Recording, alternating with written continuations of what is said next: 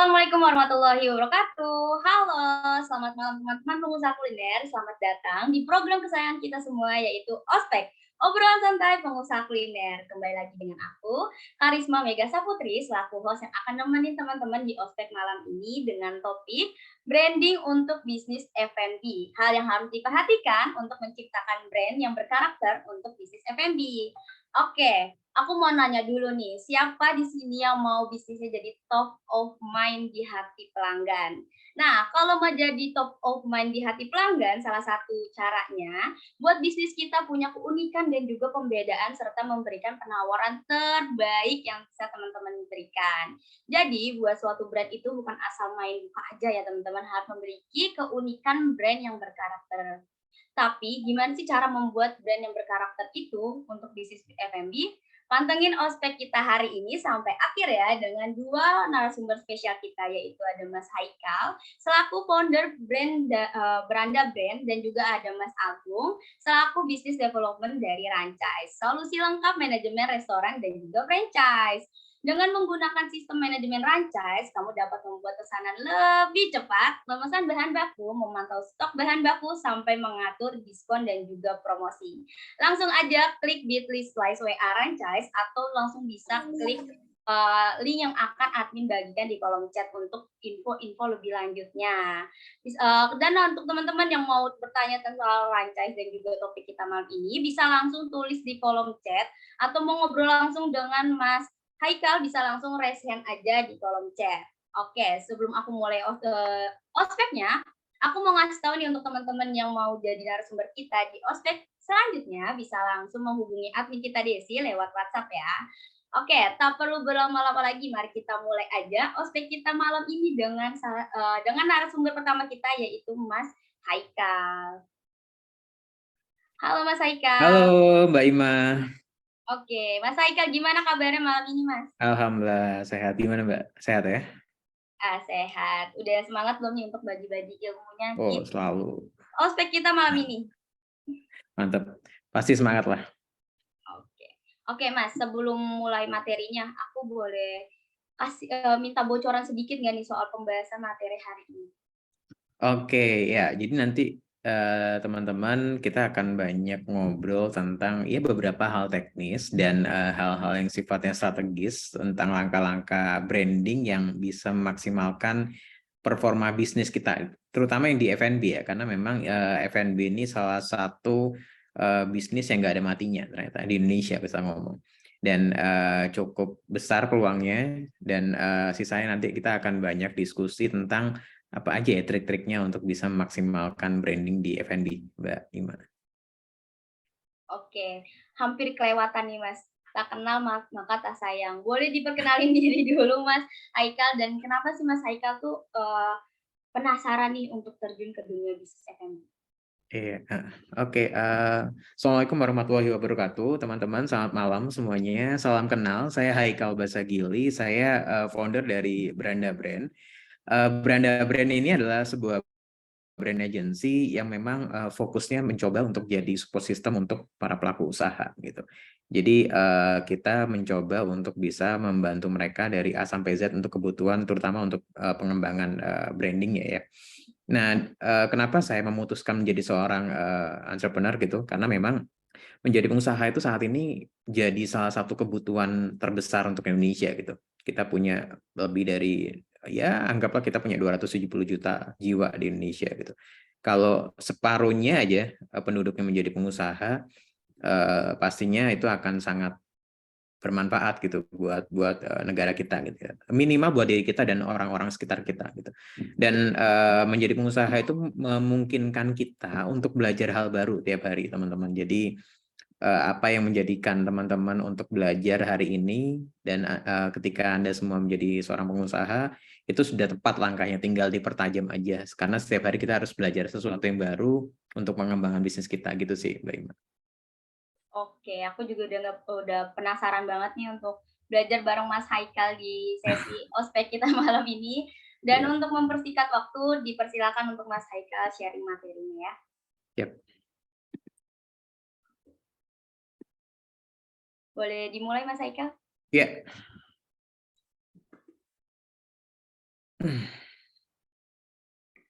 Sudah terlihat kah ya, ininya? Oke, teman-teman, tema kita memang branding untuk bisnis F&B, jadi ini sangat spesifik. Semakin spesifik, kita itu punya bahan diskusi yang semakin bisa lebih mengena gitu, karena memang yang mau kita bahas itu sesuai dengan apa yang kita jalani. Nah, di slide ini nantinya saya mau banyak membahas tentang gimana perkembangan bisnis kuliner di Indonesia gitu. Oke, boleh next slide, Mbak Ima. Ya, tadi saya udah sempat memperkenalkan diri saya. Saya Kalbasa Gili, saya founder dari Branda Brand. Saya banyak menggunakan platform Instagram untuk say hello dan silaturahmi sama teman-teman. Jadi nanti kalau misalnya teman-teman pas lagi mampir, bisa mampir di Instagram saya di @haikal_basagili. Kita bisa ngobrol tentang hal-hal terutama di seputaran dunia brand ya. Kita nanti bisa ngobrol di situ, dan juga ini ada WhatsApp saya. Nanti bisa teman-teman kontak kalau misalkan butuh untuk diskusi. Oke, boleh next slide.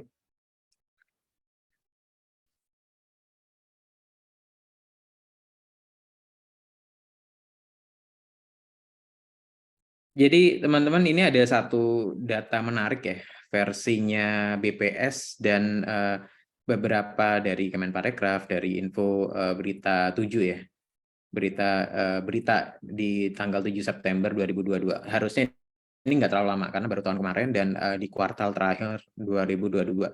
Pendapatan real kita di industri F&B itu tumbuhnya luar biasa. Kalau teman-teman lihat ya di sebelah kiri, itu ada data dari 2017 sampai dengan 2021 itu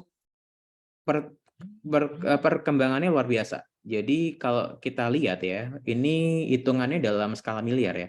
Di 2017 itu angkanya di angka 834 miliar sekian, 434,425 juta. Itu dalam angka miliar. Jadi kalau misalnya kita bayangkan, ini terus naik angkanya sampai tembus di angka 1,121 triliun. Jadi 1 triliun lebih angkanya itu. Jadi luar biasa, pertumbuhannya terus meningkat, dan kita tahu bahwa di 2021 itu kita sudah melewati fase pandemi, karena di 2020 pun ternyata industri F&B itu terus bertumbuh gitu. Dan ini kita rasakan sendiri. Walaupun ada yang tumbang juga ya, teman-teman, tapi jangan salah, ternyata kita melihatnya itu harus dalam versi yang lebih luas lagi gitu. Ketika ada yang bermunculan di 2020 itu, pas lockdown itu memunculkan peluang bisnis baru, terutamanya di F&B.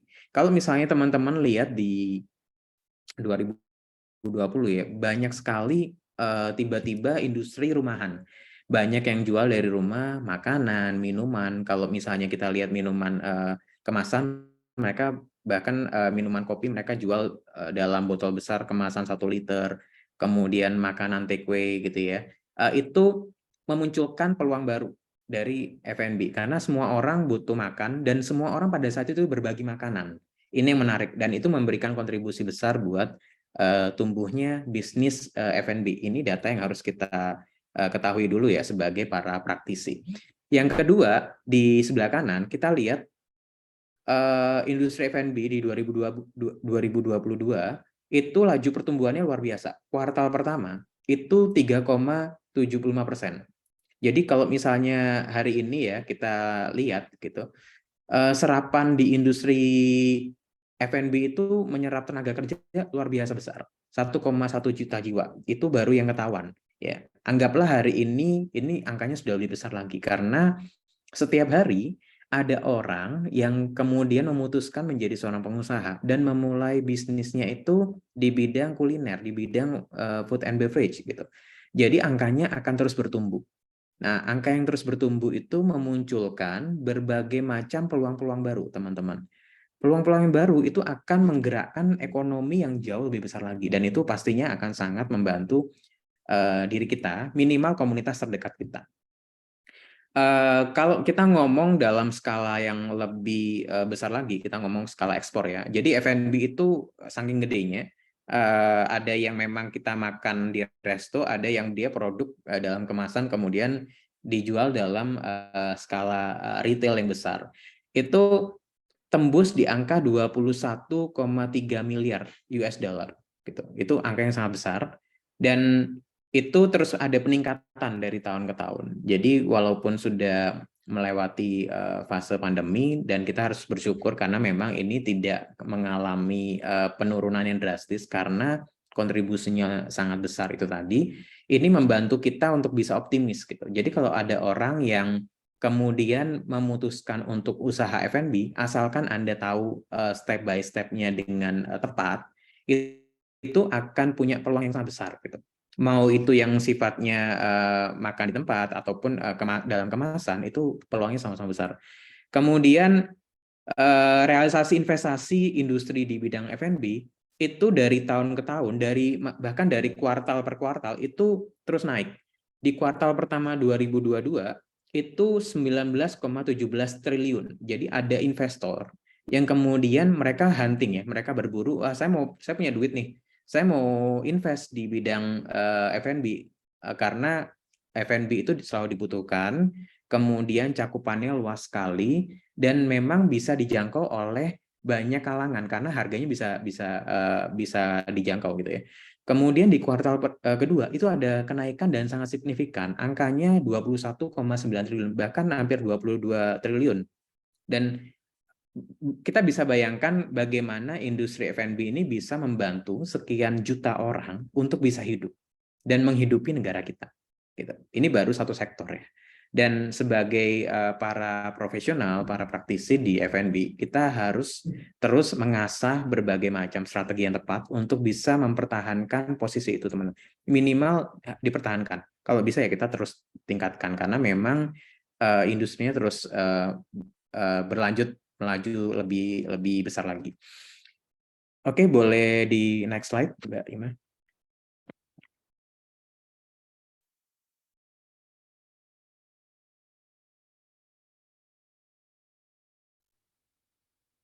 Ya, setelah tadi saya kasih slide pandang tentang beberapa angka yang memang kita harus pahami ya. Kita tuh mau ngomong sesuatu harus ada datanya, karena memang data itu akan membantu kita untuk mengetahui kondisi terkini, supaya nanti apa yang kita kerjakan itu bisa lebih sesuai sama kondisi di lapangan. Nah, yang berikutnya kita akan masuk di beberapa langkah yang akan membantu kita untuk bisa memaksimalkan proses branding F&B di bisnis kita masing-masing. Boleh next slide.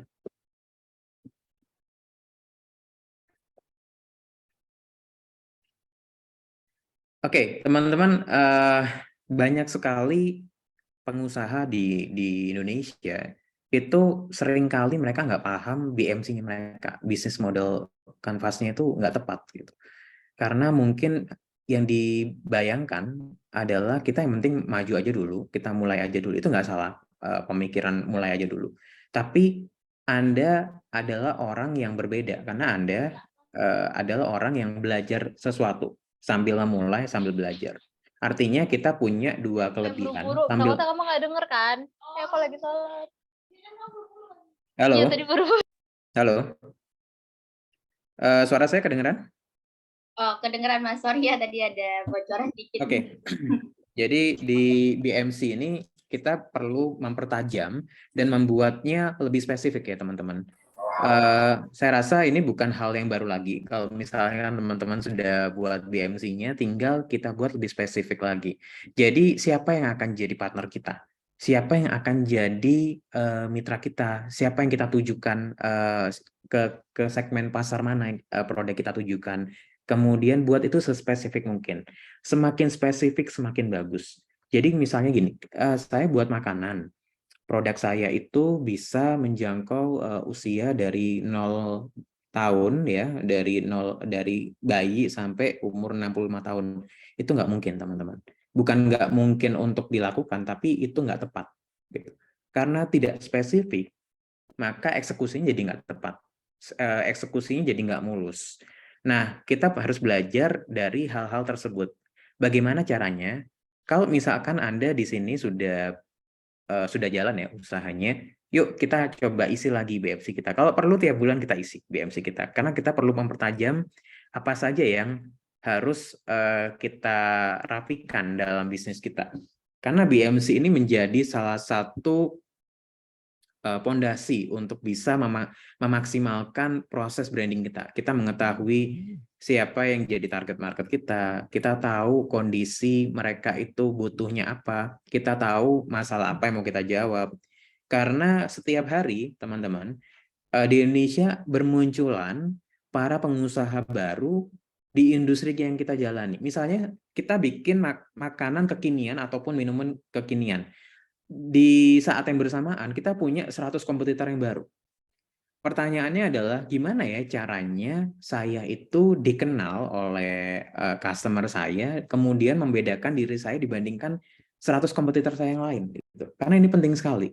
Yang dijual sama persis, rasanya kurang lebih sama 11-12, kemudian harganya juga ya 11-12 juga gitu. Tapi apa yang membedakan ya? Gimana ya caranya saya bisa menjangkau mereka supaya mereka juga ingatnya sama produk saya. Nah, kita perlu mempertajam BMC kita dulu. Karena BMC itu jadi hal yang paling mendasar. Kalau misalkan Anda belum pernah isi, Anda coba isi. Template-nya nanti bisa saya share supaya nanti teman-teman bisa sambil latihan.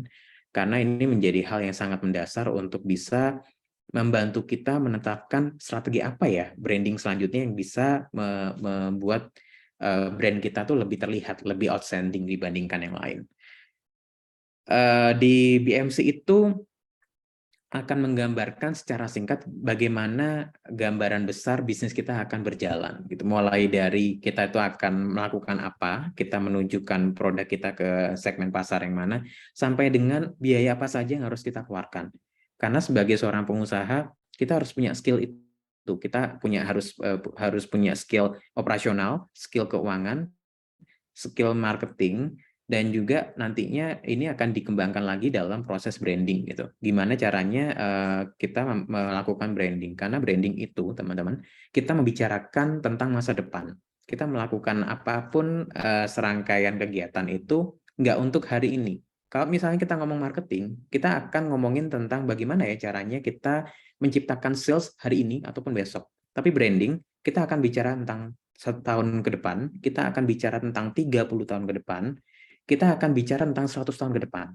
Banyak sekali para pelaku usaha di dunia ini, terutama untuk F&B, mereka mencoba untuk membangun pondasinya sekuat mungkin. Nah, pondasi yang kuat itu dilakukan di BMC ini.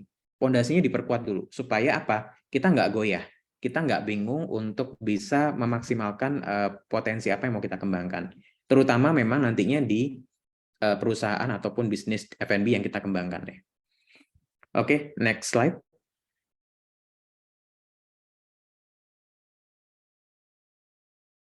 Yang kedua adalah beradaptasi dan mengikuti perkembangan teknologi. Jadi teman-teman, teknologi ini sebuah hal yang sudah nggak bisa kita hindari. Dan pasti kita harus menyesuaikan diri sama perkembangan teknologi itu sendiri. Karena ini adalah wujud dari peradabannya manusia gitu. Manusia itu dulu sebelum ada teknologi, kita itu kalau komunikasi harus pakai telepon. Sebelum ada telepon, kita pakainya telegram dulu. Jadi pakai kode Morse gitu ya, sandi gitu. Kemudian nggak bisa real time, nggak bisa pada saat itu. Sebelum lagi ada itu pakainya surat. Jadi teknologi itu memungkinkan kita berhemat waktu dan mempersingkat dimensi kita untuk berkomunikasi dan berinteraksi gitu. Jadi teknologi itu nggak mungkin dibendung. Makanya semakin canggih ya kita harus ikut. Kita harus sejalan dengan perkembangan teknologi itu sendiri. Karena peradaban kita, peradaban manusia itu makin ke depan, makin berkembang, dan kita yang juga harus menyesuaikan diri kita sama perkembangan teknologi. Kalau misalnya kita ngomong teknologi di bisnis F&B itu kita tahu ada payment digital. Kita udah nggak bawa duit cash kemana-mana di dompet. Paling ada pun cuma sekedar buat uang parkir ataupun sekedar buat jaga-jaga, dan itu nominalnya kecil sekali karena memang kita sendiri menyadari bahwa dengan kita menggunakan teknologi untuk pembayaran digital itu akan membuat kita tidak seimpulsif ketika kita bawa duit cash. Teman-teman merasa atau enggak, tapi ternyata itu cukup berpengaruh. Nah, ini adalah salah satu tahapan branding dalam bisnis F&B yang akan bantu kita. Gimana caranya kita itu mempermudah customer kita yang memang gaya hidupnya udah nggak pakai uang cash. Mereka kemana-mana bawanya cukup bawa HP, kemudian mereka bisa melakukan berbagai macam transaksi, modal scan aja, modal transfer aja udah selesai. Kemudian kita juga bisa menggunakan perangkat POS dan yang lain-lain seperti yang digambar ini, dan nanti juga akan dijelaskan sama teman-teman dari Ranchise ya, tentang apa yang menjadikan teknologi itu bisa menjadi wajah kita di bisnis kita. Teman-teman hari ini bisa membandingkan ya, kita jalan ke sebuah mall, kemudian ada satu stand makanan yang dia nggak menerima pembayaran debit ataupun pembayaran melalui dompet digital. Dia hanya menerima uang cash. Kita nggak lagi bawa duit cash. Kira-kira kita mau beli apa enggak? Kita pastinya langsung nggak beli gitu. Peluangnya jadi hilang. Beda halnya sama penjual ataupun pebisnis yang lebih siap. Mereka punya pilihan yang membuat kita lebih nyaman. Mau pakai alat transaksi apapun ada, mereka bisa sediakan itu. Ini akan bikin kita lebih nyaman karena kita bisa pilih. Kita nggak bawa duit cash, kita bisa pakai uang di dompet digital kita, ataupun kita bisa gesek pakai kartu gitu. Jadi pilihan-pilihan itu adalah salah satu tahapan dalam branding yang masuknya kepada layanan. Jadi layanan itu masuknya ada di tahapan branding sebenarnya teman-teman. Branding itu nggak cuma logo ya, nggak cuma logo, nggak cuma simbol, nggak cuma warna, nggak cuma tagline, tapi lebih dari itu bagaimana kita membuat customer itu merasa ada di rumah, merasa spesial karena semuanya dipermudah sama kita. Itu branding. Ini akan membuat si customer kita nggak mau beralih ke tempat yang lain karena mereka sudah dikasih semua apa yang mereka butuhkan sama kita gitu. Jadi teman-teman, kita itu sebagai seorang pebisnis harus mempelajari permasalahan apa yang kira-kira akan muncul di benak customer kita dan kita jawab permasalahan itu. Itu yang akan membuat kita lebih unggul dibandingkan kompetitor kita yang lain. Oke, next slide.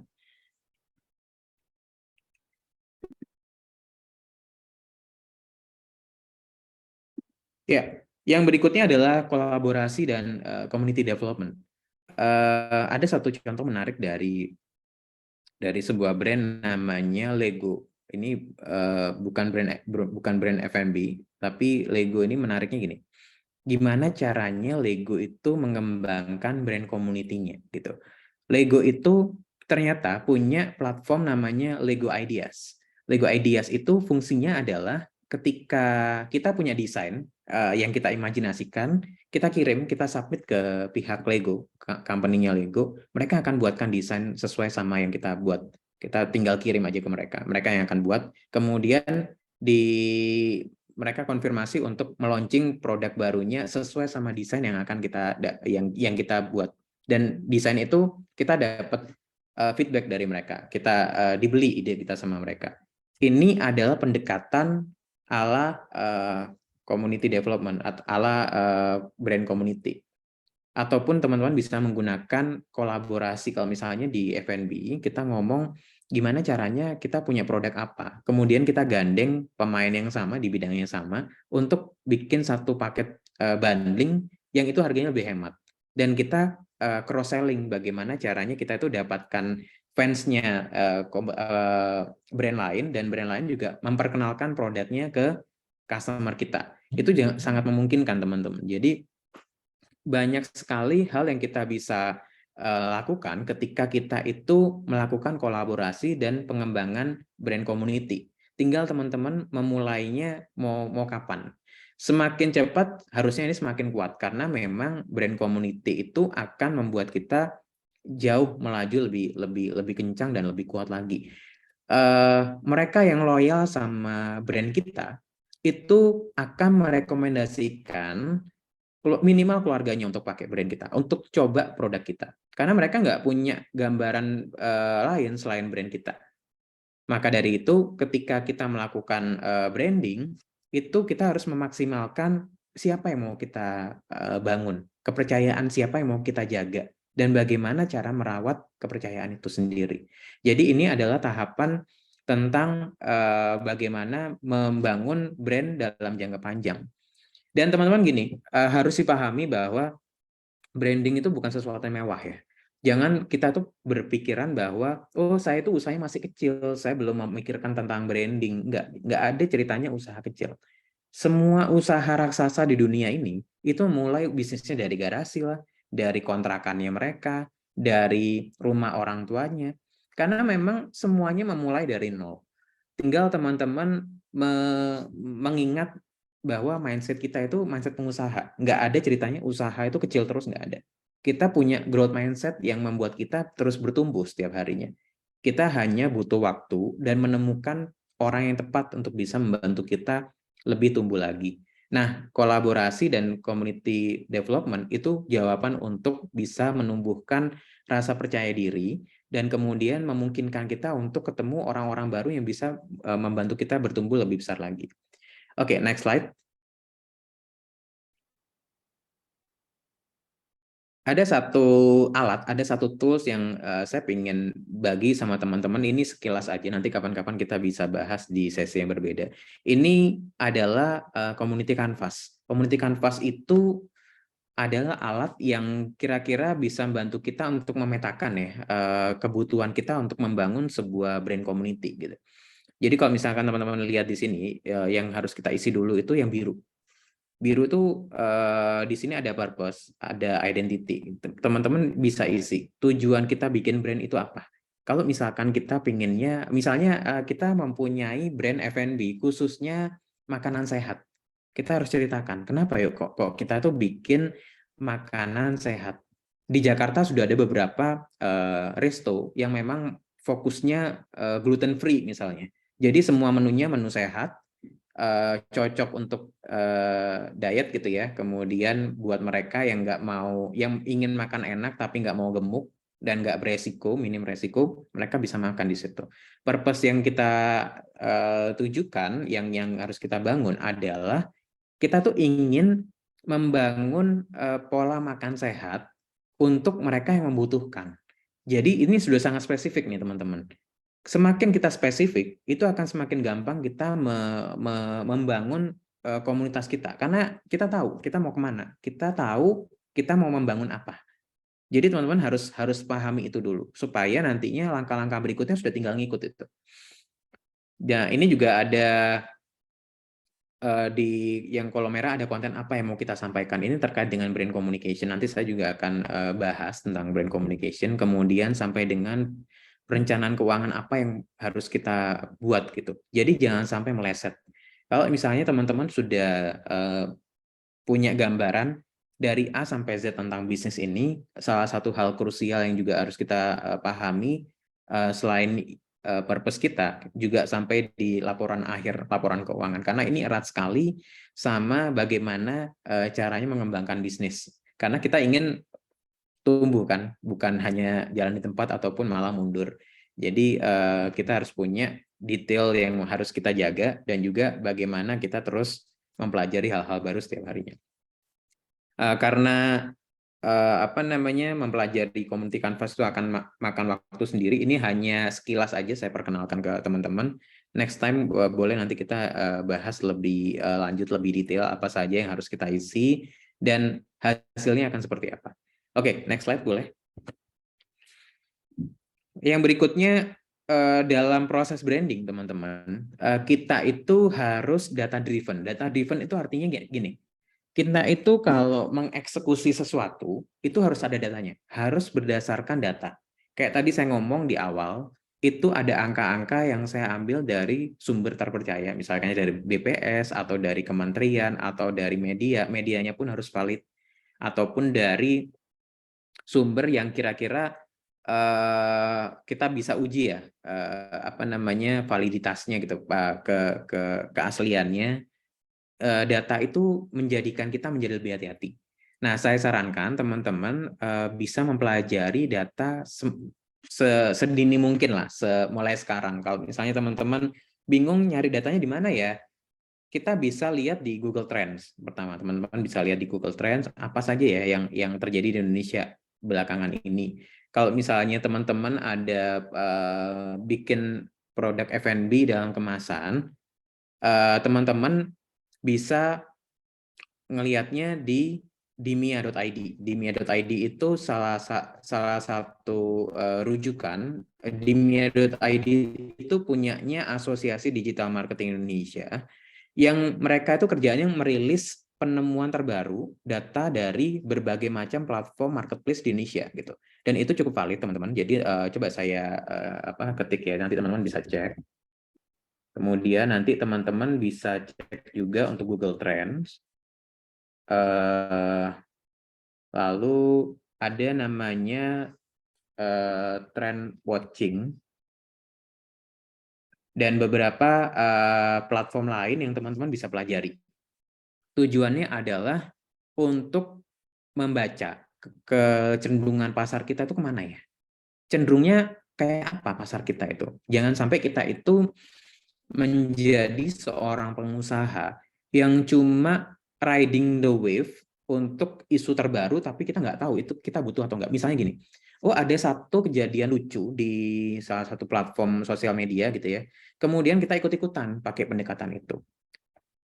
Kalau misalnya kita nggak punya data yang tepat untuk membaca itu penting atau enggak, teman-teman bisa salah langkah, dan itu adalah jebakan. Brand kita itu harus dijaga sedemikian rupa, jangan sampai eksekusinya salah. Karena kalau misalnya eksekusinya salah, nantinya ini akan membuat customer kita bingung, teman-teman. Kalau misalnya customer kita bingung, ujung-ujungnya mereka komentar negatif di sosial media. Dan kalau misalnya komentar negatif, reputasi kita jadi negatif, sangat sulit untuk kita mengembalikan lagi posisi kita menjadi brand yang positif gitu. Contoh misalnya gini, kita ada satu kejadian lucu yang kemudian viral di sosial media, kemudian kita menjadikan itu sebagai entah itu video potongan, kemudian dirubah menjadi ada kata-kata brand kita ataupun menjadi meme, kemudian kita posting di sosial media kita ataupun platform kita. Dan ada masalah sama si subjek di video itu kena imbasnya ke kita juga, gitu. Jadi efek dominonya itu kemana-mana. Nah, saran saya, teman-teman harus membaca data sedemikian rupa. Jangan cuma mengandalkan viralitas yang sifatnya itu sementara, pendek sekali. Karena di Indonesia tuh trennya gini, orang ngetop itu sekitar 2 minggu sampai sebulan. Mentok itu karena sisanya kita bosan. Semua orang pada komen. Semua orang akan bikin postingan tentang satu figur tertentu, kemudian mereka komennya macam-macam. Di 2 minggu kemudian kita sudah bosan dan kita udah karena saking bosannya kita sampai nggak mau dengar gitu. Itu yang terjadi kalau misalnya kita mengusung hanya satu figur yang viral aja. Nah, sebagai seorang pengusaha, teman-teman harus punya pendekatan yang lebih terukur. Nah, mengukurnya itu dari data. Data itu data yang memang valid. Misalnya, oh, saya itu mau bikin, misalnya kita bisnisnya untuk minuman gitu ya. Saya mau bikin minuman ini variannya beda. Kita harus lihat tuh. Trennya apa ya? Sempat waktu di 2022, saya lupa bulannya apa, sempat ada pembahasan bahwa angka diabetes di Indonesia itu meningkat dan mostly anak muda. Ya. Anak-anak muda usia produktif di bawah 40 tahun kena diabetes gitu.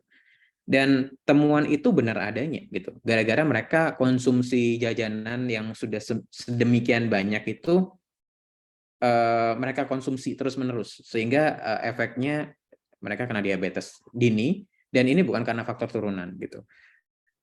Kemudian tiba-tiba kita menjadi pemain baru di minuman ini. Padahal ini sudah ada berita, udah nggak enak nih beritanya.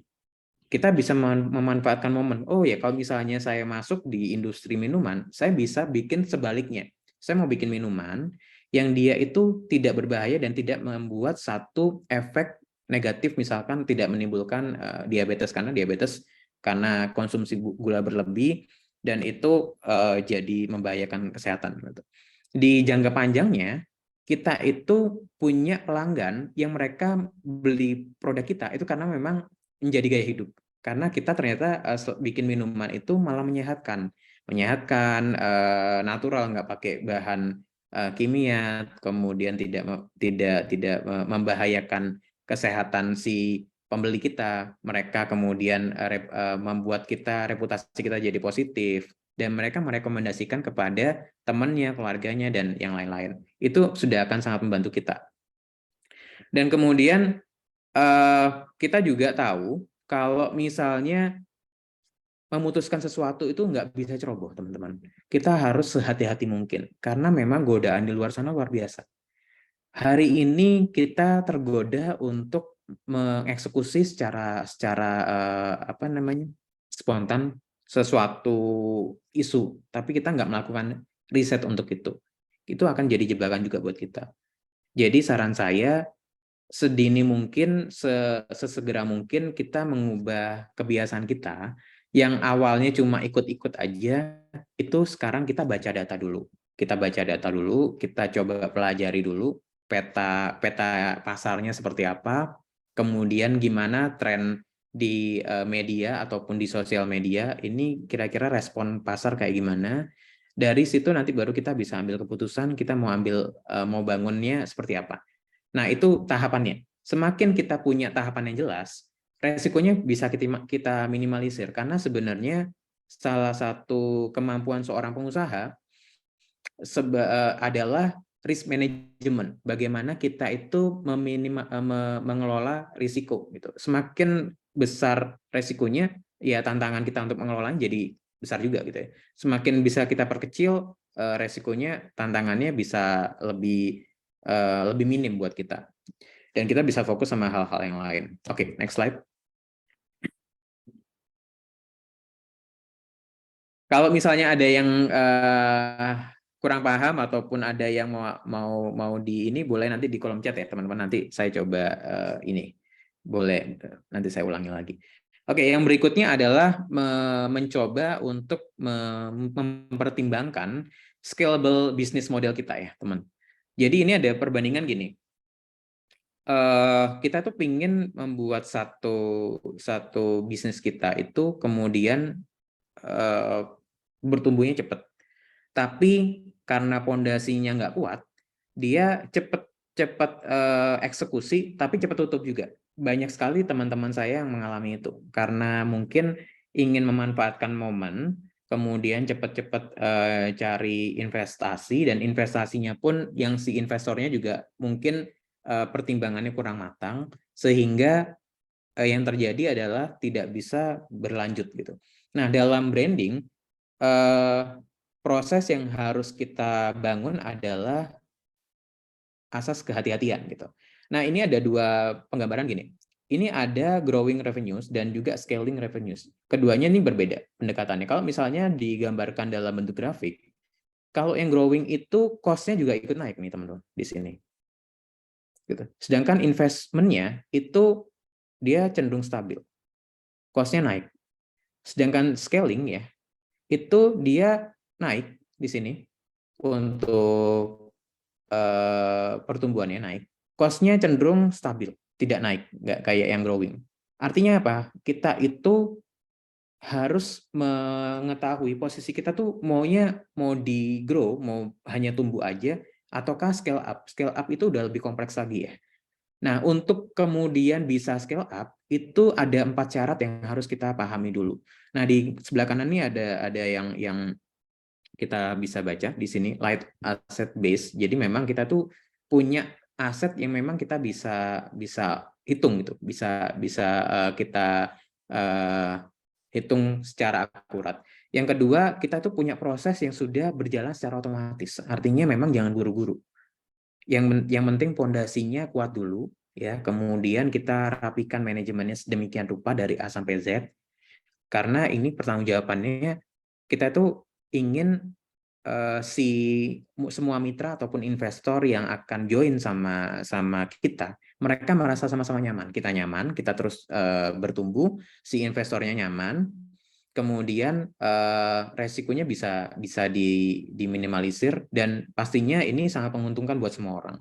Yang ketiga itu bagaimana caranya biaya cost-nya jadi rendah, termasuk cost untuk tenaga kerja, karena itu akan sangat besar ya, isu besar ya teman-teman. Kita inginnya kalau misalnya ada orang yang kerja sama kita, jangan sampai kita PHK mereka. Caranya gimana? Ya kita harus berhitung dengan tepat. Kita tuh butuh SDM-nya itu berapa banyak, jangan sampai over, supaya nanti di satu skenario, misalnya ya, nauzubillah ini, ada satu gelombang lagi COVID naik lagi misalnya ya. Kemudian kita harus efisiensi, otomatis kita harus pengurangan karyawan, dan kita berusaha untuk menghindari itu. Caranya adalah gimana ya satu orang itu kemudian bisa menghandle beberapa pekerjaan secara efektif dan efisien. Mau nggak mau, karena kita ada di satu kondisi yang mengharuskan kita berhemat gitu. Karena kalau nggak gitu, nanti performa bisnis kita, portofolionya itu jadi kurang bagus, teman-teman. Kalau misalnya kita ngomong, kita mau anggap lagi nih, kita bisnis F&B 2 tahun. Artinya kita punya 2 tahun pembukuan, 1 tahun 4 kuartal, berarti ada 8 kuartal yang kita bisa kasih lihat ke calon investor kita, dan mereka pelajari grafiknya terus naik. Kalaupun misalnya ada turun, itu turunnya nggak boleh gini. Tapi turunnya sedikit aja, tapi terus naik dia. Kalau untuk bisa mengejar itu, berarti performa bisnis kita itu dari sales yang dikejar. Untuk menciptakan sales yang terus naik, itu kita harus memaksimalkan berbagai macam sumber daya dan memperkecil cost yang terjadi. Karena cost itu nantinya akan mengurangi revenue kita. Mau nggak mau, kita harus keluar duit, tapi pada ujungnya akan membuat nilai saldo di akhir itu akan kecil. Nah, saldo yang kecil itu akan menjadi pertanyaan untuk si investor ini. Kalian salesnya banyak, penjualan banyak, setiap hari bisa ratusan porsi misalnya terjual, tapi kok kecil sekali revenue-nya. Ternyata memang ada cost-cost yang kita nggak potong. Nah, itu akan jadi masalah nanti di situ. Nah, yang keempat, gimana caranya kalau misalnya kita itu kita punya sebuah brand, ya, brand F&B, sudah siap untuk diduplikasi, gitu, direplikasi. Misalnya di Jakarta, saya kemarin baca data ya, Warteg Bahari itu ternyata outletnya tuh 800 unit di Jakarta dengan konsep seperti itu ya. Kita nggak nyangka loh, ini warteg lucu, imut-imut gitu ya. Kemudian outletnya ada 800. Siapa sangka coba? Kita nggak nyangka bahwa mereka itu adalah satu, mungkin ada yang tahu, tapi nggak semua orang tahu bahwa mereka itu franchise gitu. Mereka tiba-tiba ada di mana-mana aja di seluruh Jakarta. Bayangkan kalau misalnya ini baru Jakarta, belum lagi kalau misalnya mereka punya rencana untuk ekspansi di kota-kota lain di Indonesia gitu. Nggak bisa kebayang gimana caranya mereka itu menghandle itu semua. Tapi mereka sudah tahu bahwa warteg itu adalah makanan sejuta umat gitu. Siapapun bisa makan di situ. Mostly ya, kebanyakan mereka yang memang butuh porsi makan yang besar, yang banyak, tapi terjangkau. Artinya memang menengah ke bawah yang akan beli. Dan jumlah orang menengah ke bawah di Indonesia itu besar sekali angkanya. Jadi mereka sudah tahu membidik pasarnya itu kemana. Jakarta adalah kota urban. Artinya lebih dari separuh penduduk Jakarta itu bukan orang Jakarta, orang daerah. Seluruh putra daerah ngumpul di sini. Namanya juga miniaturnya Indonesia ya. Semua orang dari Aceh sampai Papua ada di Indonesia, ada di Jakarta, dan mereka makan di warteg. Kebanyakan ya. Karena makan di warteg rasanya enak. Kemudian ramah di kantong. Itu yang penting gitu. Jadi kalau misalnya umpama dalam sebulan tiap hari kita makan di warteg, masih bisa kita hitung efisiensi, masih bisa nyampe. Ini berbeda sama franchise yang dia premium price. Dia sudah tahu marketnya, bukan ini yang masuk di restoran saya, nggak bisa sembarang orang. Bisanya menengah ke atas, karena harganya satu porsi itu di warteg bisa dapat beberapa porsi gitu. Jadi perbandingannya seperti itu. Tapi mereka sudah siap dengan marketnya masing-masing. Mereka sudah siap untuk direplikasi, diduplikasi di banyak tempat. Karena tujuannya adalah gimana ya caranya saya itu memperbanyak channel saya, channel distribusi ya. Itu kenapa kok dalam franchise itu yang paling penting adalah mempersiapkan pondasi kita dulu. Pondasinya udah rapi semuanya, kemudian bagaimana kita mendeliver produk kita dengan baik. Karena cara itu adalah cara untuk menjaga supaya mitra-mitra kita tetap bisa loyal sama kita. Kemudian mereka tetap sepakat untuk bisa sesuai dengan MOU di awal. Ada satu kejadian di mana seorang teman saya, mungkin dia karena saking ambisiusnya, dia buka franchise hanya dalam waktu 6 bulan setelah dia launching. Kebetulan dia di daerah Depok sana, dan dia baru buka dan rame gitu. Rame, kemudian dia langsung buka, nawarin teman-temannya untuk buka 4 cabang langsung. Akhirnya di salah satu cabangnya ada satu kejadian one prestasi dari si franchisee-nya, sehingga mereka nggak mau bayar royalti yang harusnya dibayarkan. Memang salahnya dia nggak pakai sistem. Salahnya nggak pakai sistem, sehingga semuanya itu jadi ada apa ya, ada masalah, sehingga singkat cerita mereka pecah kongsi. Nah, ini yang awalnya jadi franchisee sekarang jadi kompetitor, padahal dulunya hubungannya baik-baik aja, hanya gara-gara masalah kurang transparansi di antara keduanya gitu. Karena pondasinya yang rapuh itu, teman-teman, ini akan mengakibatkan bisnisnya jadi sulit untuk bisa bertumbuh.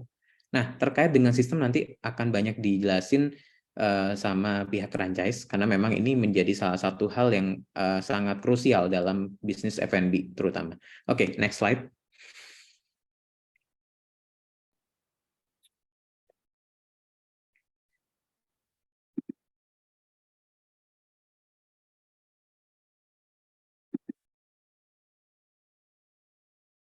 Ya, yang berikutnya adalah fokus on brand building. Jadi dalam upaya membangun brand, kita itu harus fokus dulu.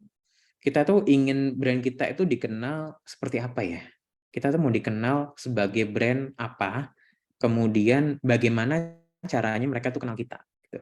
Ada serangkaian proses yang kita bisa lakukan dalam proses membangun brand kita. Mulai dari kita menyampaikan melalui logo kita, menyampaikan melalui tagline kita, menyampaikan melalui kemasan kita. Kalau misalnya kita jualnya retail ya, di kemasan kita itu adalah salah satu platform yang memungkinkan kita untuk dikenal sama publik gitu. Kemudian bagaimana caranya orang itu bisa kemudian tertarik untuk coba apa yang kita buat.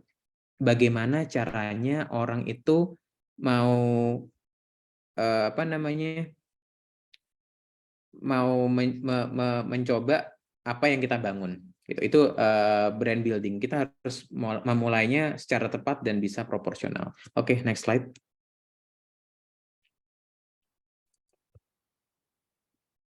Oke, yang berikutnya adalah perkuat CRM. CRM itu Customer Relationship Management Strategy gitu. Jadi ada, kalau misalkan teman-teman di sini belum pakai WA Business, coba pakai. Dan jangan pernah menggunakan, saran saya ya, jangan gunakan WA Business itu untuk pribadi gitu. Karena saya nggak menganjurkan itu. Supaya nanti teman-teman terbiasa lebih profesional untuk chatbotnya di situ. Kemudian kalau misalkan di level yang lebih tinggi lagi, teman-teman di sini misalkan bisnisnya sudah maju, bisa bikin apps.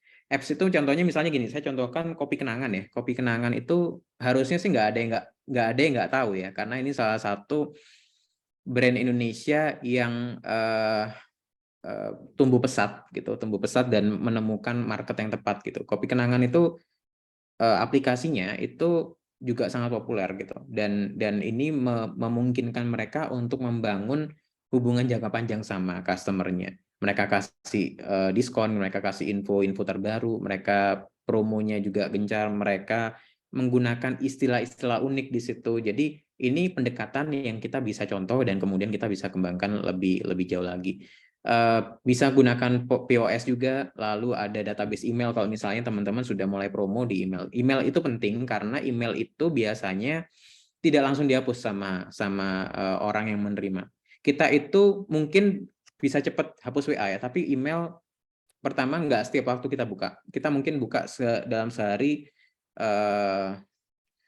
ya untuk orang yang memang bekerja email, mungkin setiap waktu bisa dibuka, tapi nggak semua orang membuka email setiap waktu.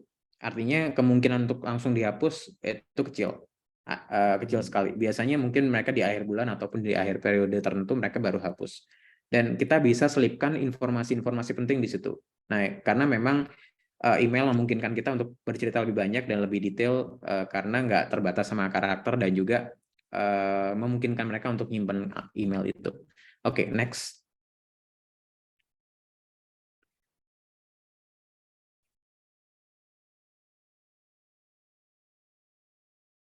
Yang berikutnya adalah omnichannel sales. Nah, ini ada beberapa pilihan ya. Dalam proses branding itu kita bisa pakai selain WA bisnis, kita bisa pakai reseller. Kalau misalkan teman-teman di sini F&B-nya produk siap jual ya, maksudnya dalam kemasan. Kemudian kita pakai e-commerce, itu bisa dimanfaatkan. Belum, kalau misalkan ada yang belum pakai, silakan dicoba. Karena sebenarnya teknologi itu fungsinya memudahkan kinerja kita dengan cara menjangkau target market yang nggak kita temui secara langsung.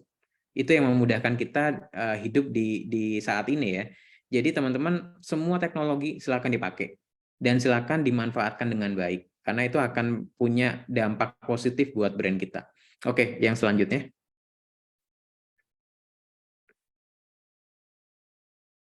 Yang berikutnya adalah brand communication. Ini juga nggak kalah pentingnya. Jadi kalau misalnya teman-teman di sini semakin ke sini eranya itu kita harus semakin transparan kepada customer kita supaya trust-nya terbangun. Caranya apa? Bikin konten video. Kalau misalnya teman-teman bikin konten, ceritakan bahwa mereka itu nggak perlu was-was beli makanan kita. Bahwa makanan kita itu higienis, makanan kita tuh dari bahan terbaik, makanan kita itu bisa dijangkau di reseller kita ataupun di toko terdekat. Buat podcast nggak harus pakai hard selling, teman-teman bisa pakai soft selling. Tujuannya adalah edukasi supaya orang ada simpati dulu sama brand kita. Itu tren di Indonesia seperti itu. Kita tuh semakin ada orang yang maksa untuk beli produknya, kita malah nggak simpatik sama mereka. Tapi kalau misalnya kita kasih dulu edukasi ya ke customer kita ataupun publik, itu memancing rasa simpati mereka kepada kita. Pendekatannya itu menggugah empati si customer karena kita kasih dulu nih informasi, edukasi, hal-hal yang mereka nggak minta tapi kita kasih. Itu akan membuat kesan yang berbeda dibandingkan kita hanya fokus jualan aja tanpa kita pakai pendekatan yang tepat buat orang-orang yang kita targetkan. Yang berikutnya visual design. Kalau misalnya kita nggak bisa mendesain yang bagus, hire aja pihak ketiga. Sudah banyak orang yang memang punya kompetensi tersebut untuk memaksimalkan performa tampilan brand kita di publik. Karena dengan visual yang menarik, itu akan memancing rasa penasaran publik kepada brand yang kita punya. Oke, next.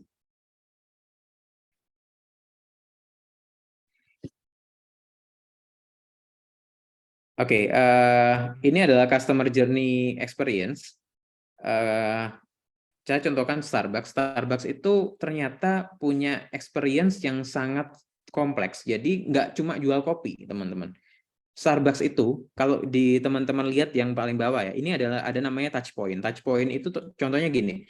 Kalau ada orang beli drive-thru sama orang jalan kaki ke sana masuk dine in, itu pengalamannya berbeda. Pengalaman yang dirasakan sama kedua orang ini dengan pendekatan yang berbeda, rasanya beda. Jadi di sini dia gimana caranya untuk merasakan pengalaman duduk di sana, ngerasa nyaman karena tempatnya itu di negara manapun teman-teman masuk Starbucks itu tampilannya kayak gitu. Kursinya sama persis kayak gitu, ketinggian kursinya segitu, kemudian desain sofanya kayak gitu. Biasanya gaya nulisnya si barisanya seperti itu, tampilan mejanya, alat yang mereka pakai sama persis. Ini memunculkan bahwa ya dimanapun Starbucks itu harusnya customer journey-nya nggak jauh beda karena mereka sudah melakukan sekian banyak eksperimen di semua outletnya di seluruh dunia gitu yang memungkinkan untuk memetakan customer journey-nya seperti ini. Nah, ini juga bisa dilakukan oleh teman-teman. Template-nya nanti saya juga bisa bagikan melalui panitia ya. Jadi teman-teman nanti bisa belajar oh saya coba memetakan customer journey saya di bisnis saya dong, itu bisa. Malah semakin bagus karena dengan cara itu teman-teman tahu gimana caranya saya itu menemukan celah untuk bisa saya perbaiki. Karena customer journey ini penting sekali.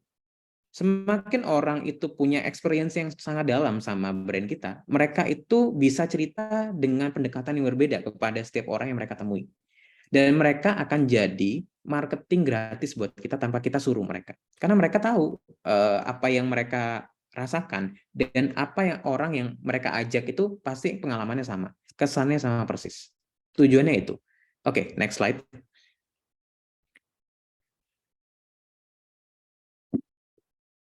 Oke, itu sih. Itu ternyata slide terakhir.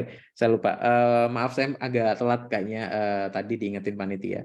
Tapi terima kasih teman-teman. Mudah-mudahan bermanfaat apa yang saya sampaikan. Dan nanti kalau misalnya ada pertanyaan kita bisa diskusikan lebih lanjut lagi. Saya kembalikan ke Mbak Ima. Silakan. Terima kasih. Oke, menarik banget nih materi dari Mas Haikal ya, daging banget. Dan yang aku tangkap nih berarti penting banget ya Mas, kita sebagai pembisnis untuk branding bisnis kita, salah satunya dengan memberikan kesan unik dan memberikan kepuasan kepada pelanggan. Tapi kalau mau Betul. memberikan rasa puas kepada pelanggan, bisnis kita harus termanage dengan baik terlebih dahulu dong Mas. Betul. Oke, agar lebih bisa memberikan pelayanan terbaik ya. Nah, kita punya solusinya nih. Mungkin bisa langsung aku panggil aja kali ya speaker kedua kita. Di sini ada Kak Agung dari Development Manager Franchise. Halo Mbak Ima, halo Oke, teman-teman, selamat malam. oke. Halo Man. Halo Mbak Oke Ima, ya. Mas. Oke, cool. Ya. Ya. Oke, Mas Agung, mungkin bisa sharing sedikit nih ke kita secara lebih lengkap ya, gimana Franchise dalam membantu para pembisnis kuliner dalam memanage bisnisnya agar lebih teratur dan bisa memberikan pelayanan yang maksimal kepada pelanggannya. Oke, baik. Terima kasih Mbak Ima. Nah, dari materi yang ini sih sangat bagus sekali ya. Kita melihat bagaimana cara membangun brand, terus juga bagaimana juga kita bisa memanage dan mengoperasionalkan baik dari F&B, terus juga buat franchise-franchise. Nah, ini kalau disambungin kita sih, ini related banget sih buat aplikasi franchise-nya. Jadi memang franchise di sini dari mulai awal sampai akhirnya kita akan bantu cover-nya semua. Jadi jangan khawatir untuk kedepannya para pebisnis, ibu dan bapaknya, supaya lebih enak lagi untuk dalam memanage operasional menggunakan franchise-nya. Oke, baik kalau gitu boleh izinkan untuk share screen-nya Mbak. Oke, boleh Mas. Oke, udah muncul ya Mas? Oke, nah oke, sudah muncul Mbak. Oke, baik teman-teman. Jadi sebelumnya aku pengen mengulang dulu ya, aku pengen memperkenalkan Franchise. Jadi memang Franchise ini adalah aplikasi ERP yang dimana kita bisa membantu baik dari franchise maupun restoran ke dalam manajemen solution atau ibaratnya one stop solution ya. Nah, terus juga di sini jangan khawatir karena franchise juga akan membantu support dari mulai hulu dan hilir, mendigitalisasi semua operasional ibu dan bapak dalam melakukan bisnis F&B-nya seperti itu. Oke, next Mbak. Nah, ini dia nih restoran compact business. Jadi kalau dibilang sih F&B itu kalau buat bisnisnya dibilang susah ya susah, tapi dibilang gampang ya gampang juga. Nah, jadi memang di sini bisa dilihat Bapak Ibu untuk restoran compact bisnisnya ada bagian-bagiannya. Jadi kalau misalnya dilihat kompleksitas bisnis F&B-nya baik dari mau usaha kecil ataupun misalnya mau usaha yang besar, dari mulai cabang satu ataupun misalnya punya cabang yang banyak, kalau dibilang sih masih bisa mirip-mirip walaupun beda levelnya masing-masingnya seperti itu. Jadi memang sesuai dengan kebutuhan. Nah, kalau misalnya kita tarik dari kayak seperti yang dari banknya, seperti kayak terintegrasi payment, financial loans maupun banking service, terus juga kita tarik lagi untuk take out maupun drive thru, terus ada third party maupun one party. Jadi memang di sini kita tarik semua, terus sampai juga ke payroll dan HR, benefits, scheduling, sampai ke dengan untuk kitchen dapurnya seperti itu. Nah, next, Mbak Sima.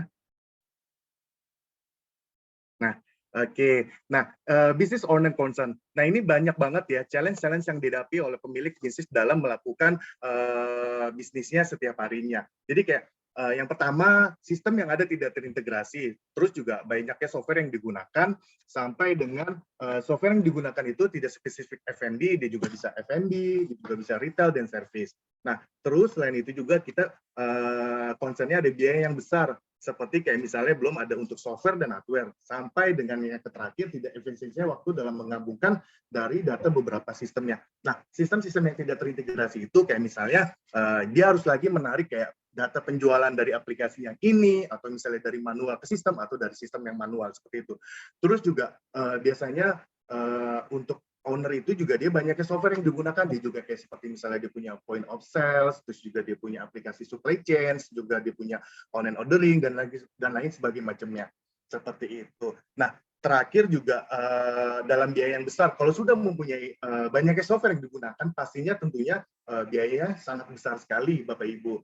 Nah terus juga untuk efisiensi waktunya dalam menggabungkan data beberapa dari sistem itu juga makan waktu ya. Jadi PR banget misalnya ketika data dari sini harus dicocokkan lagi ke sini, terus juga data dari sistem yang ini juga harus dimasukkan lagi ke sistem ini. Jadi bisa memakan waktu bisa sampai dengan 1 atau misalnya 2 minggu. Apalagi kalau misalnya Bapak Ibu tidak punya tim admin yang untuk menggabungkan data-data dari sistemnya itu, seperti itu. Next Mbak Ima, selanjutnya.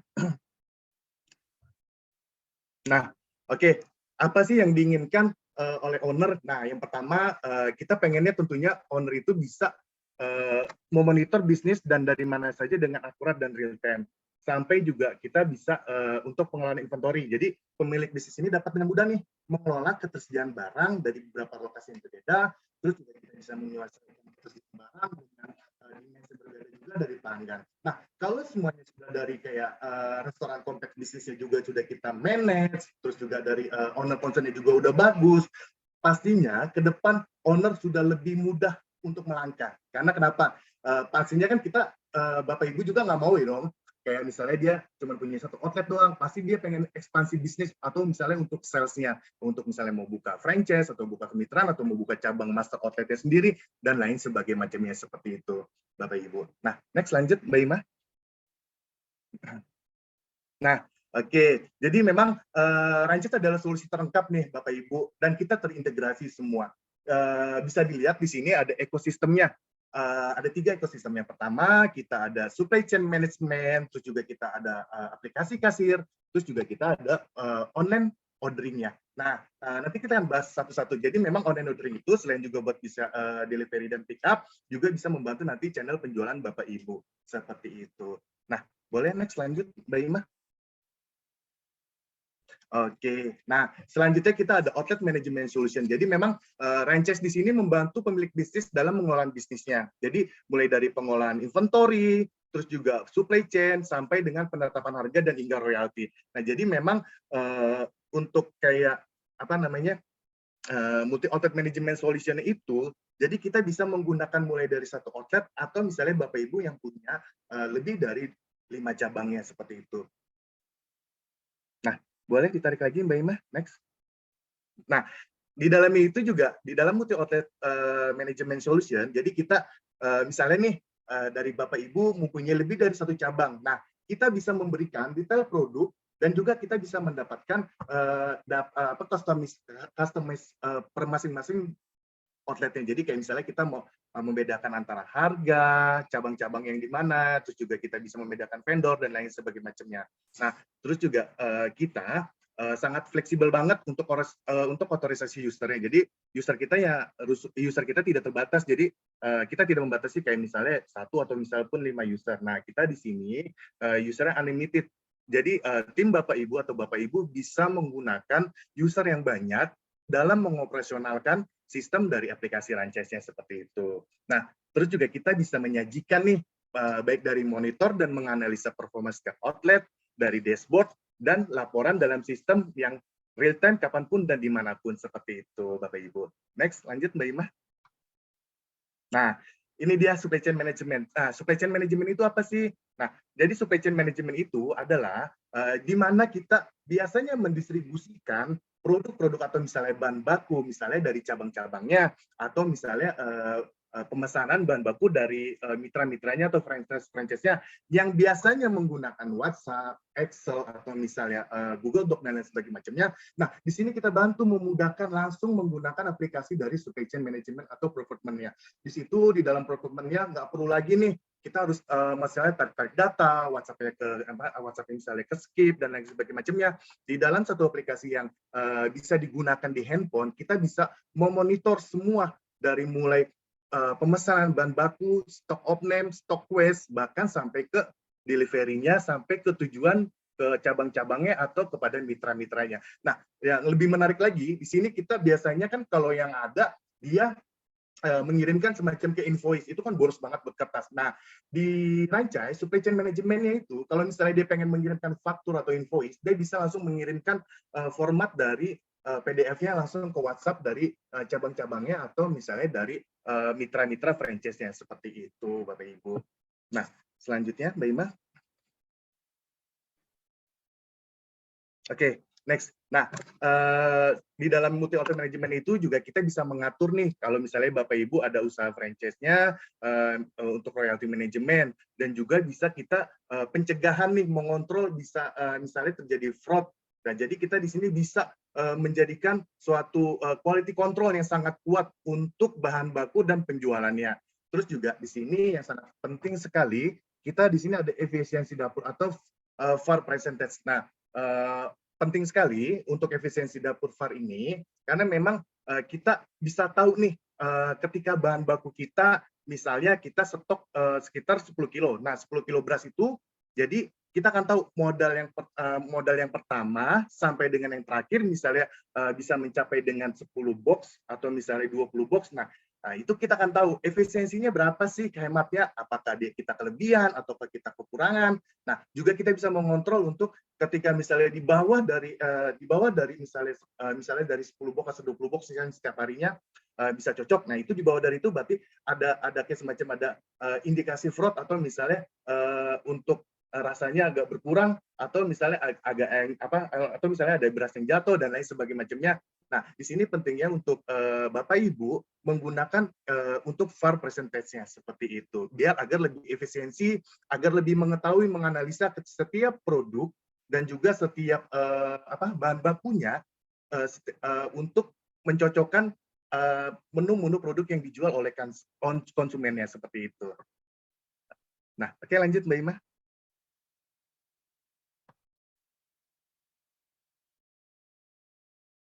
Nah, oke. Nah, di dalamnya juga kita ada terintegrasi POS.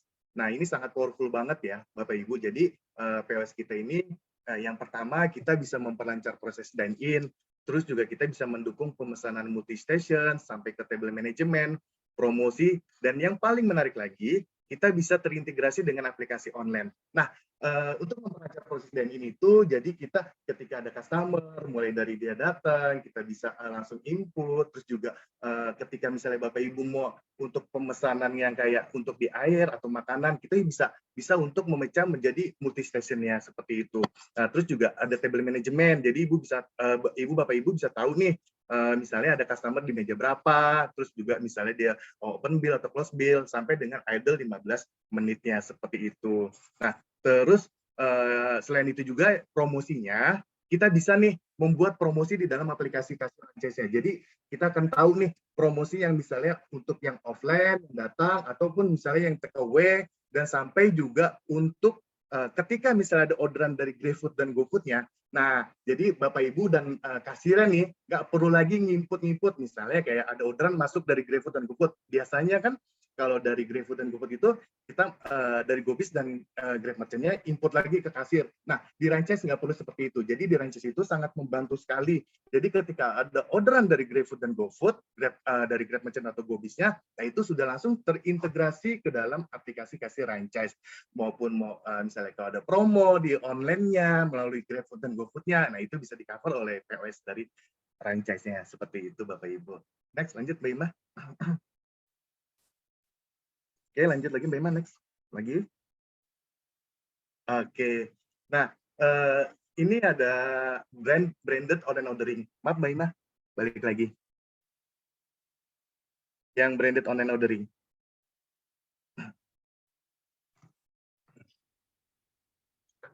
Atasnya lagi Mbak Ima. Maaf. Nah, oke. Ini adalah fitur dari branded online ordering. Nah, kalau dilihat Bapak Ibu, tampilan kita ini sama kayak seperti aplikasi GoStore ataupun aplikasi PHD. Jadi Bapak Ibu enak banget untuk menggunakan aplikasi dari branded online ordering dari Ranchesnya. Nah, fungsi online dari branded online ordering, dia itu membantu Ibu ya, untuk channel atau misalnya untuk solusi di saat misalnya kayak GrabFood dan GoFood lagi tinggi fee-nya. Nah, Bapak Ibu bisa sambil bersama berjalan dengan branded online ordering dari Ranchesnya. Jadi kita mendigitalisasi proses pemesanan dari mulai juga kita bisa meningkatkan penjualannya. Misalnya Bapak Ibu ada promo nih. Wah, biasanya kan kalau di GrabFood, GoFood kan Bapak Ibu udah sangat kesulitan banget nih bikin promo. Kayak misalnya dari GrabFood sudah dikenakan 25% atau 30%. Nah, tentunya kita pengen lagi nih untuk fasilitas bisa buat promo lagi. Nah, di sini kita bisa pakai online ordering dan juga kita bisa kembangkan brand dari Bapak Ibu dan juga bisa menggunakan khusus untuk domain sendiri atau domain dari kita. Nah, online ordering ini bisa ditempel melalui link tree-nya. Jadi nanti Ibu tempelkan di link tree-nya, nanti di sosial media, nanti ketika itu ada yang pengen misalnya dia membeli dari online ordering, nanti langsung masuk langsung ke dalam web dari online ordering. Nah, tampilannya juga sangat mudah, tinggal 1 ataupun 3 klik saja, udah langsung proses pemesanannya sangat cepat, seperti itu. Next, Mbak Ima. Nah, oke. Jadi jadi gini kayak, misalnya, wah kalau misalnya nanti aku pakai online ordering, itu bagaimana untuk pengantarannya? Nah, jangan khawatir, karena memang online ordering dari Ranches ini, Bapak Ibu, kita sudah terintegrasi oleh Grab Express ataupun Lalamove. Jadi misalnya ada orderan nih, Bapak Ibu, yang misalnya ada banyak partai.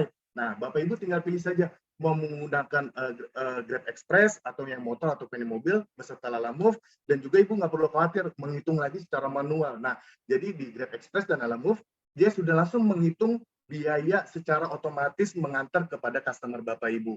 Selain itu juga Bapak Ibu juga bisa menghemat nih biaya komisi atau marketplace-nya. Terus Bapak Ibu juga bisa memiliki dan kelola data customer, sampai juga misalnya Bapak Ibu bisa menganalisa perilaku dan preferensi pelanggan Bapak Ibu. Misalnya kayak biasanya kan kalau GrabFood dan GoFood itu kan aksesnya buat untuk mengetahui kayak hari ini siapa sih yang beli, kita tuh nggak tahu. Nah, dengan di branding online ordering, jadi kita tahu nih customer kita yang beli setiap hari apa, misalnya Agung misalnya setiap hari Selasa Agung beli misalnya ayam dan lain sebagainya macamnya, Bapak Ibu udah tahu gitu. Oh, si dia udah beli setiap hari Selasa nih beli ayam, terus misalnya beli boba dan lain sebagainya macamnya. Nah, itu akan ketahuan preferensi dan pelanggan Anda. Jadi kayak terus juga Ibu bisa tahu ketika misalnya ada bahan baku yang nanti terjual apa saja, produk apa saja, misalnya nggak laku pun juga sama, bisa kita memonitor semua penjualan dari online ordering-nya seperti itu. Dan juga kita sudah terintegrasi dengan POS sampai dengan backhand dari Ranchesnya sendiri seperti itu Bapak Ibu. Next, lanjut Mbak Ima. Nah, di sini ada online aggregator. Jadi kalau dilihat ini powerful banget sih untuk online aggregator. Kita satu-satunya aplikasi yang dimana support banget untuk terintegrasi online aggregatornya. Nah, fungsi dari online aggregatornya itu, jadi Bapak Ibu kalau misalnya ada pesanan nih dari Grab Merchant ataupun dari GoBiz-nya, jadi langsung masuk ke dalam POS terintegrasi, nggak perlu lagi input seperti itu. Nah, terus juga manage several online platform from one. Jadi Bapak Ibu nggak perlu lagi misalnya kayak mau masukin produk baru, atau misalnya mau ngedit harga, atau misalnya Bapak Ibu mau memberikan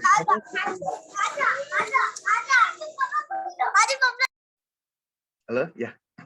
Ya, jadi Bapak Ibu lagi nggak perlu nih dari Grab Merchant ataupun GoBiz diinput lagi, terus diinput lagi di kasir. Nah, itu kayak gitu itu udah nggak perlu. Jadi memang di dalam satu dashboard-nya Ranches, Bapak Ibu sudah dapat mengelola, mengatur menu harga pada online platform hanya dalam satu dashboard dalam Ranches-nya, dan sudah terintegrasi dari GrabFood dan GoFood-nya. Seperti itu, Bapak Ibu. Next, lanjut Mbak Ima.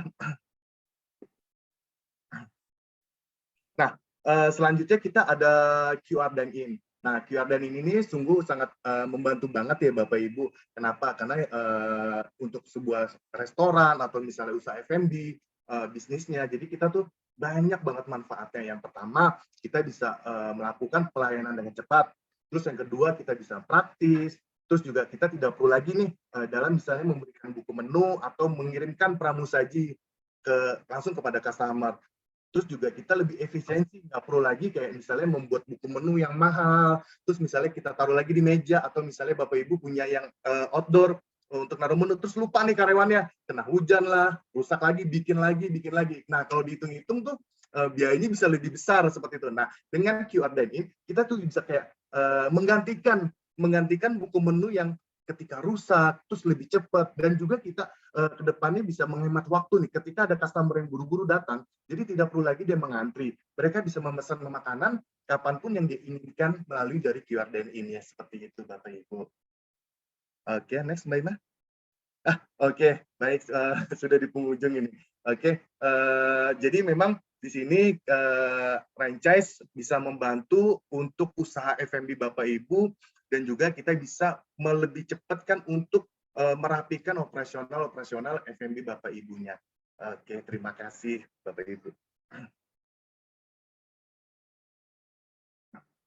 Oke, Mbak Ima. Oke, mantap banget nih Mas Ranca sudah membantu kita untuk memanage bisnis ya. Dan aku mau nanya nih Mas, ada spesial promo nggak untuk teman-teman peserta yang udah ikutan Zoom kita malam ini? Oh ya, yang pastinya ada dong Mbak Ima. Kita akan memberikan best price buat Bapak Ibu yang ada di acara hari kita ini. Oke, mungkin aku langsung bacain pertanyaan dari teman-teman dulu kali ya Mas, karena udah banyak banget nih pertanyaan di kolom chatnya. Yes, udah pada penasaran ya. Betul, oke. Aku mau mulai mungkin dari Ranca sekali ya. Ini ada pertanyaan dari Kak Joko. Untuk update stok barang bagaimana ya? Selalu terupdate setiap jam kah atau setiap harinya? Oke, kalau untuk update stok barang itu kita real time ya Pak Joko. Jadi jangan khawatir ketika misalnya ada penjualan, kalau misalnya juga ada pemesanan order bahan baku, nah kita langsung real time. Ketika ngeklik misalnya ada penjualan, ketika ngeklik misalnya ada orderan bahan baku dari mitra-mitra atau cabang-cabangnya, itu akan langsung kita real time mengurangi stok barangnya. Selalu update kita seperti itu. Bahkan kita bisa lebih detail untuk stok barangnya seperti itu. Oke, mantap. Ini langsung pertanyaan selanjutnya kali ya, Mas, dari Kak Raisa. Tahap proses untuk join Ranca seperti apa nih? Oke, baik. Nah, kalau dari tahap proses untuk join Ranca sih sangat mudah sekali sih ya. Yang pertama, kita akan bantuin nih untuk implementasikan data-datanya. Pertama itu ya. Terus yang kedua juga kita bantuin untuk trainingnya. Terus juga kita sangat simpel sekali nih, misalnya untuk payment-nya. Karena memang kita dari awal sampai akhirnya kita bantu. Dan juga kita misalnya, ketika misalnya dari teman-teman yang ada di sini, misalnya pengen join, nah kita nggak langsung ketika misalnya bayar, itu tidak langsung terhitung. Jadi nanti kita ada implementasikan dulu. Implementasi sudah beres, terus nanti juga kalau misalnya ada yang kurang-kurang juga kita bisa bantu, kita bisa langsung training, visit. Nah, sampai sudah benar-benar, oke nih, kita udah bisa. Nah, baru kita hitung live-nya. Kayak gitu, Mbak Ima. Sangat mudah sekali kok. Nanti kita akan bantu. Nanti bisa dibantu sama Agung atau misalnya Mbak Tiara. Kayak gitu Mbak Ima. Oke. Mungkin nanti langsung bisa menghubungi lewat link yang udah ada di kolom chat ya Mbak Raisa. Dan semoga Rances dapat membantu Mbak Raisa dalam memanage bisnisnya. Oke, aku mau izin lanjut ke pertanyaan untuk Mas Haikal ya. Di sini ada pertanyaan dari Kak Vincent. Kak, izin bertanya, gimana cara membuat bisnis yang unik? Karena bisnisku pernah jadi yang terunik nih. Dengan konsep maksudnya ya, dengan konsep warung makan pinggiran yang seperti di drama Korea. Tapi makin lama sudah tidak unik lagi karena sudah banyak makanan yang meniru. Lalu aku coba putar musik K-pop, lumayan berpengaruh, tapi rasanya masih kurang unik nih Mas. Boleh minta saran nggak dari Mas Haikal? Terima kasih. Oke, terima kasih. Jadi gini, teman-teman, kalau misalnya kita akan menentukan tema, itu kita itu harus matang di riset sebenarnya. gitu. Kalau misalnya kita itu konsep kita gini, kita itu mau memindahkan Korea itu ke Indonesia gitu. Maka yang harus dibangun adalah pengalamannya supaya orang itu nggak cuma datang karena penasaran. Karena gini, bisnis yang sehat itu teman-teman, bisnis yang sifatnya retensi, pembelian berulang. Bukan cuma sekali penasaran selesai, habis itu orang nggak beli lagi. Untuk bisa menciptakan adanya kedekatan emosional ya sama brand kita harus tahu apa ya titik touch point yang ataupun titik sentuh dari kita kepada customer itu yang tepat. Apakah tempatnya, ataukah menunya, ataukah harganya, ataukah hal-hal lain yang kita bisa sampaikan di situ. Kalau tadi sudah secara eksterior ataupun interior kita udah mencoba untuk meniru tempatnya Korea nih, sudah ada effort ke situ. Kemudian bagaimana mungkin ketika orang masuk dengar musik K-pop masih kurang dapat misalnya, ya berarti kita harus pelajari lagi. Kalau misalnya kita ingin benar-benar fokus memindahkan Korea ke Indonesia gitu ya, berarti kita harus riset tuh. Teman-teman nggak bisa cuma melihat dari sisi pop culture-nya aja, karena Korea itu, K-pop itu tidak menggambarkan Korea ya, itu adalah pop culture-nya mereka gitu.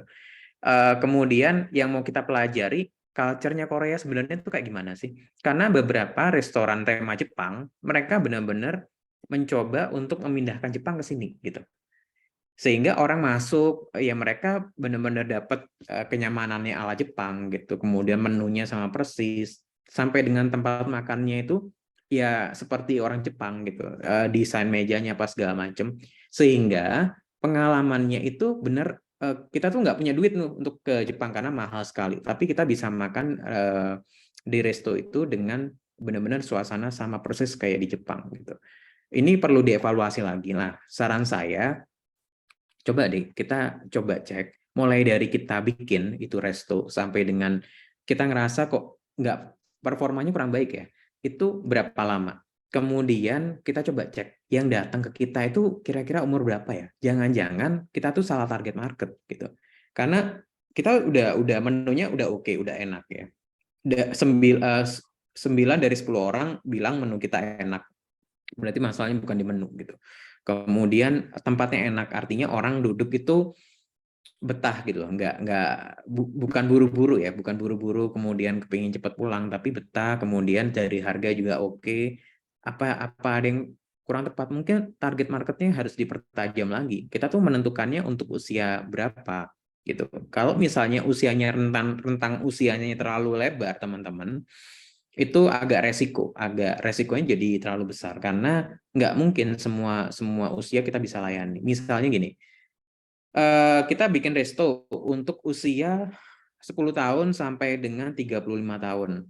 Nah, usia produktif orang Indonesia, mereka yang benar-benar sudah punya pekerjaan itu anggaplah usia 23 sampai dengan 35. Berarti sisanya yang mulai dari 10 tahun sampai umur 22 tahun ataupun 21 tahun belum punya duit gitu. Yang beliin itu usia yang di atasnya mereka, karena mereka yang beli gitu. Walaupun yang makan usia segitu ya. Berarti apa? Target market kita harus kita buat lebih spesifik lagi. Karena cara itu adalah cara yang sesuai untuk bisa menetapkan strategi yang tepat. Kenapa kok ini penting? Karena kita perlu menyesuaikan bahasa kita ke mereka. Kita nggak mungkin pakai bahasa usia umur 40 tahun ke anak ke orang umur 25 tahun. Kenapa? Karena umur 25 belum pernah sampai di umur 40. Tapi umur 40 ngerti, dia pernah di usia 25. Jadi kita harus punya cara sudut pandang itu ya teman-teman ya. Ini salah satu pendekatan strategi yang kita bisa gunakan. Dan ini bisa digunakan di segala macam jenis bisnis, khususnya di F&B ya. Yang kedua, kita coba cek dari performa kita tiap bulan, itu apakah ada komplain ataukah ada hal yang bikin mereka kurang nyaman sehingga mereka nggak datang lagi gitu. Karena kita mencoba untuk memetakan repeat order itu kepada siapa ya yang akan merasa cocok sama produk ataupun resto kita. Saran saya itu nanti semoga bisa dipraktekkan dan bisa ada hasil ya. Nanti kita sisanya bisa diskusi lagi. Thank you. Oke, Mas Haikal, tapi ini ada lanjutan lagi nih, mungkin agak masih mirip-mirip dari pertanyaan sebelumnya. Itu ada pertanyaan dari Abu Rafid. Faktor apa saja yang membuat sebuah produk disebut produk market fit? Oke. Market fit itu adalah satu produk yang jangka risetnya itu sudah diuji sedemikian rupa gitu. Itu kenapa market fit itu adalah tahapan paling dasar ketika kita melakukan product development, teman-teman. Jadi teman-teman bikin produk, teman-teman tentukan dengan tools namanya customer persona canvas gitu. Jadi customer persona canvas itu akan menjawab kebutuhan kita itu, kita bikin produk nih, tapi nggak dibutuhkan market gitu. Akhirnya produk kita nggak ada yang beli karena mungkin buat mereka, oh, saya belum butuh produk Anda gitu. Misalnya hari ini kita bikin mobil yang bisa pulang pergi langsung ke Jupiter misalkan, ke planet Jupiter. Ada yang beli? Nggak ada yang beli. Karena orang mau ke Jupiter ngapain? Nggak bisa tinggal di sana juga misalnya. Kalau misalnya sekedar jalan-jalan, itu pun nggak bisa semua orang naik beli mobil itu ya. Karena apa? Terlalu futuristik dan itu belum market fit. Artinya kita harus tetap melihat ini komersil nggak ya untuk bisa dieksekusi atau enggak. Ataukah jangan-jangan kita itu bikin produk yang sebenarnya tidak menjawab kebutuhan pasar. Kata kuncinya itu. Kita itu harus menemukan masalah dulu yang dihadapi oleh pasar kita, kemudian kita jawab itu masalah dari produk kita. Jadi kalau misalnya caranya seperti itu, kita akan ketemu dengan klien ataupun customer yang tepat, teman-teman. Kita sudah menguji nih, kita sudah membuatnya menjadi sepresisi mungkin, sehingga produk kita itu serapannya sudah ada, kemudian kita tinggal sempurnakan kemasan dan kita perbaiki bagaimana cara kita menyentuh customer kita. Baru nanti di situ akan disebut market fit. Mulai dari kemasannya, tampilannya, warnanya, kemudian kalau makanan rasanya, teksturnya, secara visual itu akan market fit di situ. Gitu sih. Oke, aku jadi keinget satu produk sih Mas, yaitu es krim Mixu. Aku kurang tahu nih secara penyebutannya gimana. Mungkin seumur aku sih nyebutnya es krim Mixu. Itu tuh katanya dia itu pembuatnya itu punya pacar yang suka ngambek dan pacar ini suka es krim. Akhirnya dia buat bisnis es krim dan akhirnya booming banget sampai sekarang. Itu salah satu dari yang barusan Mas sebutin ya. Jadi kita mau jawab masalah dengan solusi yaitu bisnisnya itu. Iya. Itu bisa jadi masuknya di motivasi, kemudian menjadi peluang bisnis. Jadi kemampuan kita atau kepekaan kita sebagai pengusaha untuk memilih kita akan mulai bisnis apa itu bisa dari manapun, teman-teman. Dari masalah pribadi yang kita hadapi juga bisa jadi satu peluang bisnis ya. Jadi kalau misalnya teman-teman menghadapi masalah, jangan-jangan teman-teman akan dapat inspirasi itu. Jadi silakan nanti dipelajari kira-kira masalah apa yang dihadapi ataupun keluarga kita hadapi yang kemudian itu bisa jadi salah satu inspirasi bisnis tuh buat kita. Itu sih, Mbak. Aku mau move dulu nih ke pertanyaan ke Mas Agung. Itu ada pertanyaan dari Kak Ibrahim, apakah programnya sudah bekerja sama dengan pemerintah, Kak? Gimana programnya? Apakah programnya sudah bekerja sama? Oh, franchise ya tanyanya? Ya, untuk franchise, Mas Agung. Oh, aku ya? Baik. Yeah. Oke, tadi keputus-putus. Mau maaf diulang lagi, Mbak? Oke, aku ulang ya, Mas, pertanyaannya. Oke, pertanyaan dari Kak Ibrahim, apakah programnya sudah bekerja sama dengan pemerintah? Oke, nah maksudnya yang bekerja sama dengan pemerintah itu seperti apa? Jadi,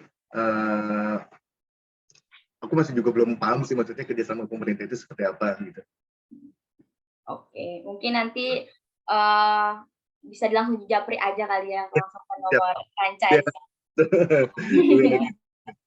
Oke, lanjut pertanyaan dari Katana Utama. Izin bertanya Kak, sebenarnya ada nggak ya di aplikasi ini membantu usernya di bidang marketing online-nya? Selama ini kita hanya pajang produk di online, tapi tidak pernah share untuk undang orang-orang datang ke marketplace kita, juga nggak akan terjadi transaksikan. Mohon penjelasannya, terima kasih.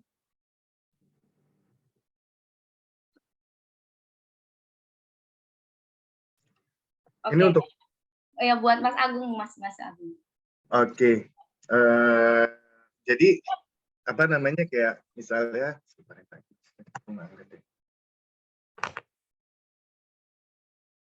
Oke, jadi kalau misalnya untuk supaya dia misalnya punya marketplace, terus juga pengen misalnya gimana sih caranya datang mengundang? Yang pertama ya kita harus rajin-rajin sih untuk mempromosikan brand atau produk kita di sosial media, atau misalnya membroadcast di WhatsApp, atau misalnya kita bisa join yang namanya dengan Facebook, dan juga bisa menggunakan kayak Instagram Ads atau misalnya Facebook Ads. Terus kalau misalnya kayak di GrabFood dan GoFood juga kita bisa kerjasama dengan mereka, karena kan mereka juga punya kayak misalnya nih ada promo apa, nah mereka bisa oke, aku join dengan nanti kena berapa persen atau misalnya kena biaya berapa untuk marketingnya, untuk meningkatkan produk yang akan nantinya terjual setiap harinya, kayak gitu sih Mbak Ima.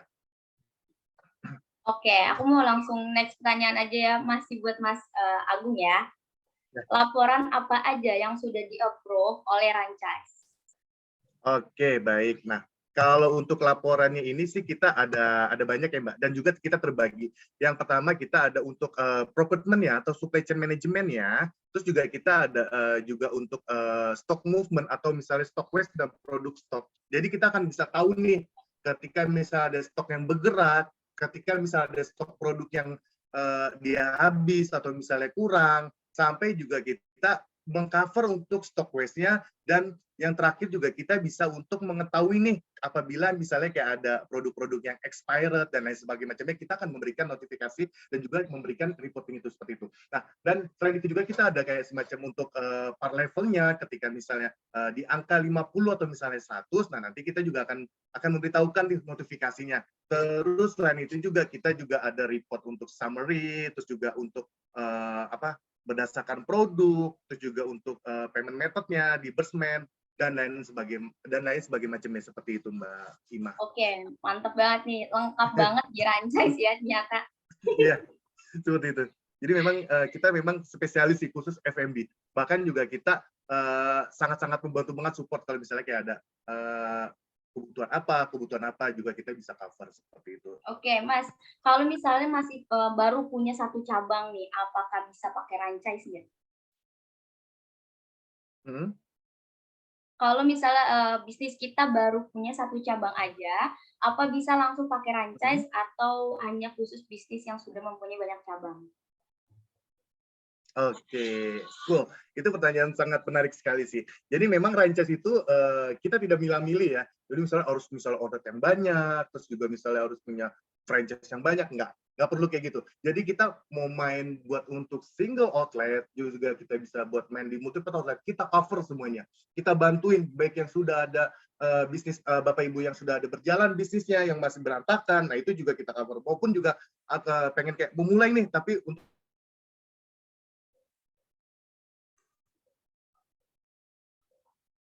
Oke. Mohon maaf Sinyalnya Mas, kayaknya ya. suaranya. Oke, oke. Nah, lanjut ya, Bapak Ya. Ibu. Jadi tadi kita tidak memilah-milih. Jadi misalnya harus punya cabang banyak, atau misalnya punya franchise. Nah, kita single outlet, oke, kita cover, kita support habis-habisan, terus juga multiple outlet juga kita cover.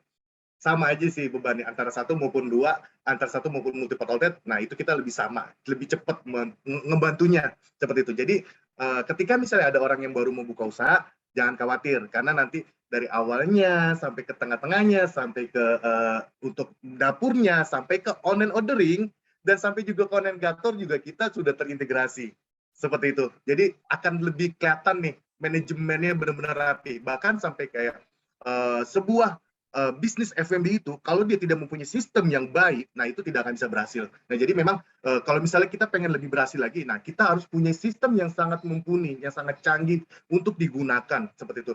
tidak perlu untuk biaya yang mahal, karena memang kita kan tahunya banyak ada orang yang punya sistem kayak, aku punya pengalaman kayak Angry aja dia punya sistem Oracle yang di atas harganya 100 juta. Nah, kita tidak perlu kayak gitu. Di Ranchise juga kita sudah bisa gunakan 11-12 seperti kayak Oracle ya. Seperti itu Mbak Ima. Thank you, Bapak Ibu. Oke, mantap banget nih. Jadi untuk teman-teman yang masih punya satu cabang pun bisa langsung pakai Ranchise agar sistemnya terintegrasi dan bisa scale up dan berkembang lagi bisnisnya agar lebih rapi. Oke, mungkin kalau teman-teman mau tertarik dengan Ranchise dan langsung menghubungi ke Ranchise, bisa langsung klik link yang ada di kolom chat atau bisa langsung menghubungi Mbak Tiara di nomor 0812 904 9746. Oke, mungkin aku mau langsung pertanyaan terakhir nih untuk Mas Haikal ya dari Kak Joko. Kak, gimana kalau bisnis kita belum mempunyai SDM yang cukup untuk kasih kepuasan yang full untuk customer? Iya, teman-teman, Bapak Ibu, kita tuh kalau punya manpower atau SDM yang belum cukup terampil, itu salah satu tantangan kita dalam bisnis gitu.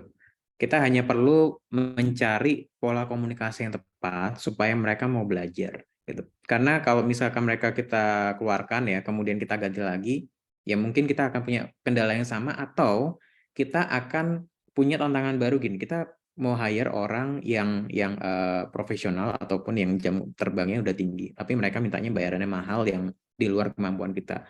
Yang bisa kita lakukan adalah gimana ya caranya tahap awal kita ngajak mereka belajar dulu supaya apa, rasa memilikinya kita bangun, karyawan kita ataupun SDM kita, rasa memiliki akan bisnis kita itu kita bangun.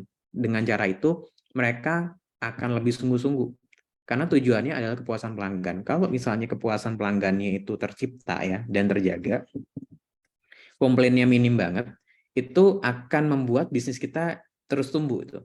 Karena komplainnya sedikit sekali, kemudian kepuasannya jadi sangat tinggi. Kalau kepuasan tinggi itu kemungkinan repeat ordernya akan tinggi juga, malah nanti akan lebih besar lagi karena orang-orang cocok itu akan beliin produk kita ke temannya, ke keluarganya, dan mereka ketika cocok datang ke kita sendiri dan akan jadi pelanggan baru kita. Untuk menuju ke sana, kita perlu mengajak mereka berkomunikasi secara intens. Jangan langsung dicap orang ini nggak bisa apa-apa gitu. Saran saya begitu. Karena SDM yang tidak terampil, yang terampil hari ini itu memulainya sebagai seorang amatir. Tapi karena dibiasakan dan karena terbiasa jam terbangnya naik, mereka bisa mereka bisa jadi lebih profesional dan mereka bisa menciptakan kepuasan pelanggan.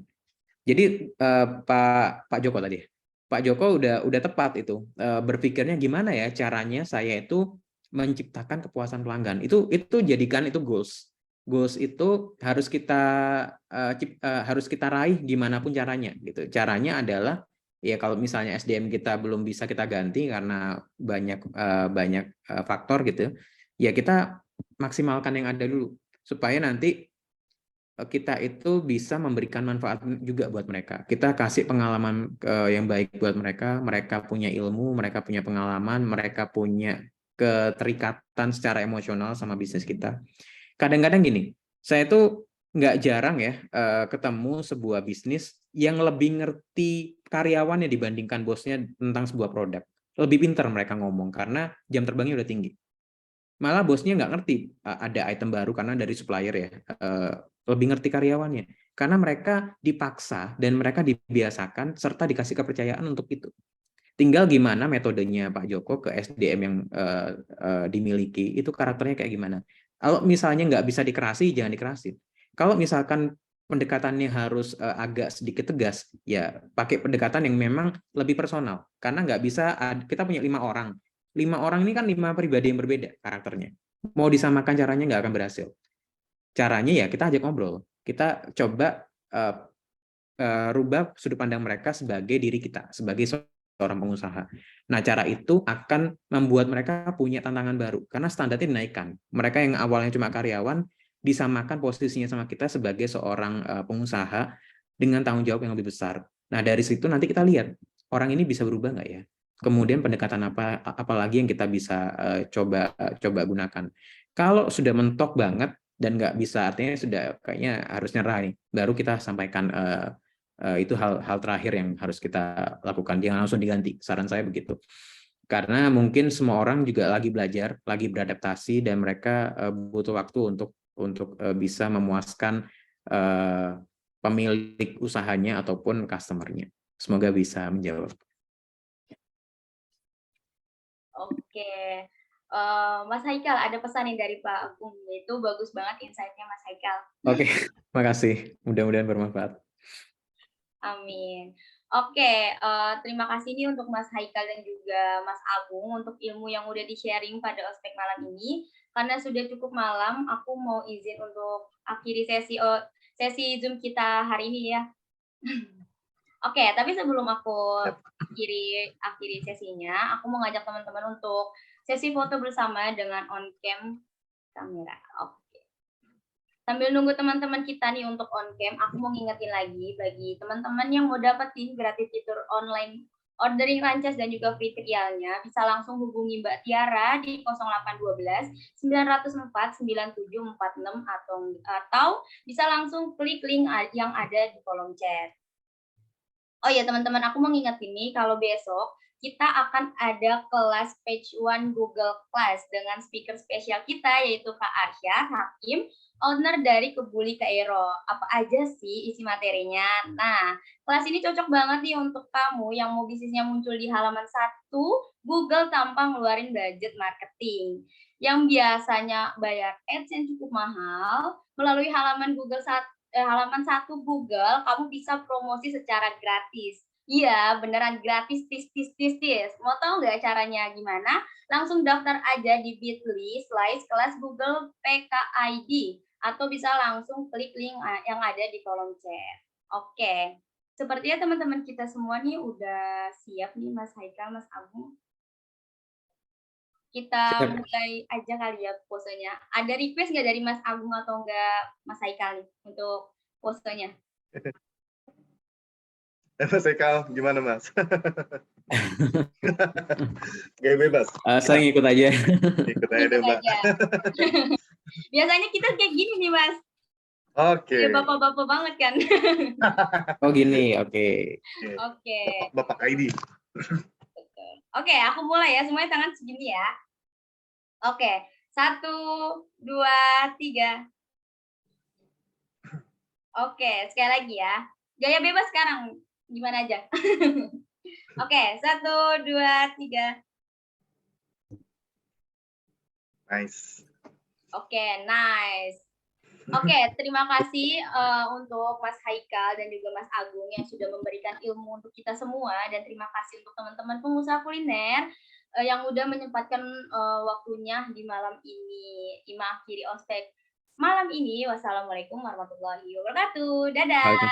Terima kasih semuanya. Bye-bye. Terima kasih semuanya teman-teman bisnis. Ini Rama, seorang pengusaha kuliner yang telah memfranchise-kan usahanya yang kini sudah tersebar di berbagai area. Terpantau, setiap outletnya tak pernah sepi orderan. Permintaan akan mitra baru untuk mengambil franchise brand milik Pak Rama kian bertambah. Saking banyaknya, Rama kewalahan dalam mengurus bisnisnya, mulai dari manajemen bahan baku atau supply chain, mengontrol performa dari setiap cabangnya, serta harus tetap menjaga konsisten dari produknya agar pelanggan setia bisnis Rama tidak hilang. Selain itu, Rama juga harus terus berinovasi pada bisnisnya agar bisnisnya tidak kalah bersaing dengan kompetitornya. Jika saja kurang perencanaan untuk berinovasi, bisnisnya akan terlihat monoton dan bisa jadi pailit hingga ditinggalkan mitra. Perkenalkan franchise, solusi lengkap manajemen franchise dan restoran. Dengan franchise, kini mulai dari proses supply chain management, inventory management, point of sales, hingga online ordering bisa kamu lakukan dalam satu genggaman. Mulai dari penggunaan bahan baku yang bisa terkontrol dan terhindar dari risiko fraud hingga meminimalisir sisa bahan baku yang terbuang. Ada orderan, Langsung kita terima dong, dan semua orderan yang masuk sudah otomatis terinput di sistem pos. Jadi, nggak perlu lagi deh input berulang-ulang dari beberapa aplikasi. Pengaturan menu, harga atau promo di Grab atau GoFood cukup kamu lakukan satu kali lewat franchise. Maka seluruh outlet franchise-mu akan otomatis terupdate. Jadi nggak perlu lagi tuh atur satu persatu akunmu. Kita juga dapat melihat performa outlet franchise yang disajikan secara transparan, lengkap dengan laporan royalti. Dan tentunya memberikan kemudahan pemberian akses kepada setiap karyawan dan mitra franchise fleksibel sesuai kebutuhan. Selain itu, franchise juga menyediakan layanan orderan online yang langsung bisa dipesan oleh pelanggan setia kamu dan langsung diantar oleh mitra franchise yang terpercaya. Ucapkan bye-bye pada biaya orderan online yang tinggi. Sekarang kamu bisa bangga promosikan franchise-mu secara online. Kunjungi website kami sekarang juga. Franchise, solusi lengkap franchise dan restoran.